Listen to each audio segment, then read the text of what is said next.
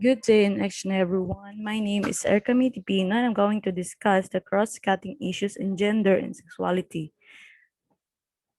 First is gender and labor. Gender labor is the work of bolstering someone's gender authenticity, but it also the work of co-producing someone's gender irony, transgression, or exceptionality. In the workplace, the men usually hold the higher positions and the women often hold lower paid positions. Economic growth in the Philippines, however, has not translated into sufficient employment growth, and the employment growth has not been inclusive for women. Generally speaking, there has been little improvement in gender equality in the labor market as measured by the share of women in wage employment in the non-agricultural sector. In the Philippines, the estimated proportion of women annual earnings to men annual earnings stand at least than 60%.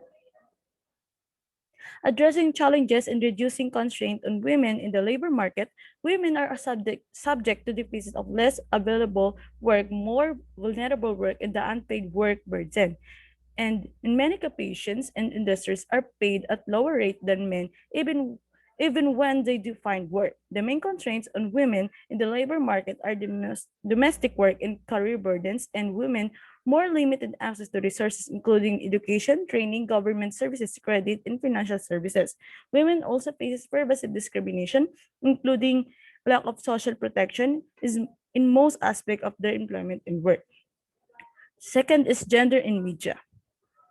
Media and gender refers to the relationship between mass media and gender and how gender is represented within media platforms. Media content and portrayal of men and women in the media. Women are also far less likely than men to feature in the world news headlines and to be relied upon as spokespeople or as experts. Certain categories of women, such as the poor, older women, or those belonging to ethnic minorities, are even less visible. Stereotypes are also prevalent in everyday media. Women are often portrayed solely as homemakers and carriers of the family, dependent on men, or as objects of male attention. As such, there is a link between participation of women in the media and improvements in the representation of women.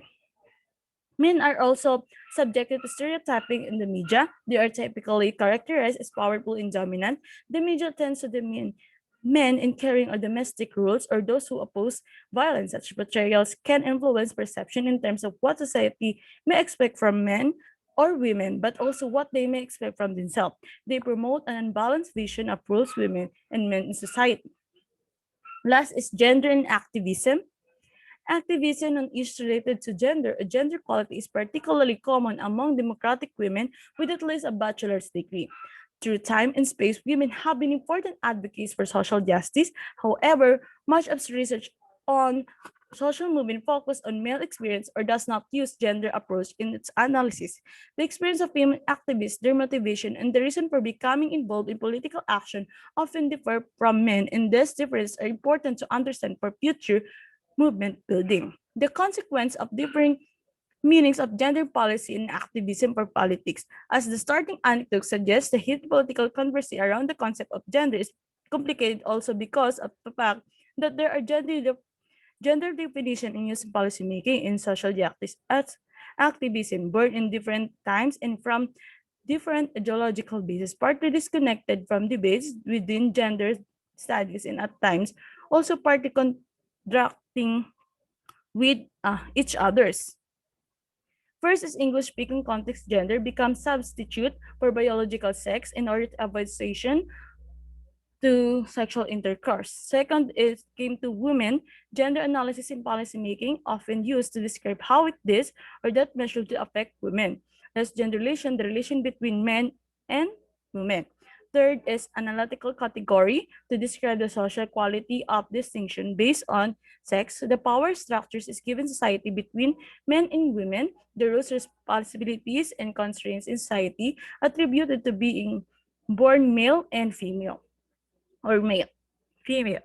Fourth, many writers use it trans and genderqueer scholarships and activism to mean gender identity, a person felt sense of identity, meaning identifying or not with being born male or female. So these are the reference. Thank you for your listening.